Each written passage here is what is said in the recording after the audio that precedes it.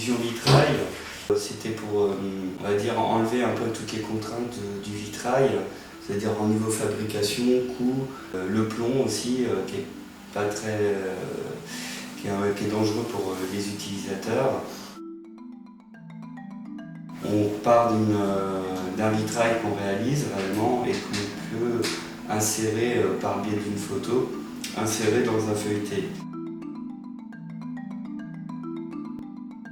Et on garde exactement les mêmes caractéristiques du vitrail au niveau coloris, on va avoir le réseau de plomb en valeur. Donc c'est vraiment on va dire un trompe-l'œil. Un vitrail, quand il est cassé, il y a vraiment une grosse charge de réparation, c'est-à-dire qu'il faut qu'on dépose le vitrail, qu'on désassemble le plomb, le verre, qu'on répare toutes les pièces de cassé, de la peinture sur verre et ainsi de suite.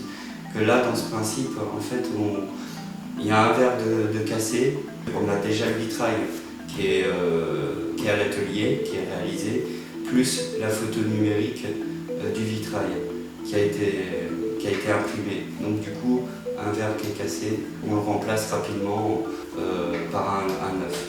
Pour les écoles, pour les lieux publics, les gens ont l'impression d'avoir du vitrail partout, mais par contre, il n'y a plus aucun contact avec le plomb. C'est une photographie, donc il n'y a même plus que ce souci-là.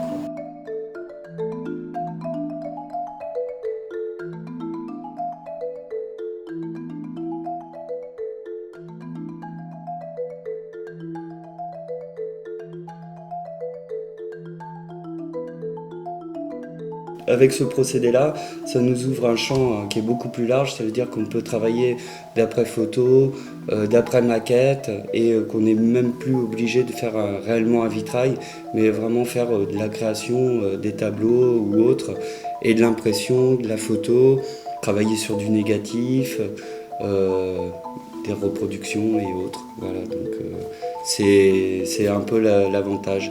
Et qu'on travaille toujours en transparence, donc toujours en lien avec, on va dire, le travail de la lumière et de la couleur.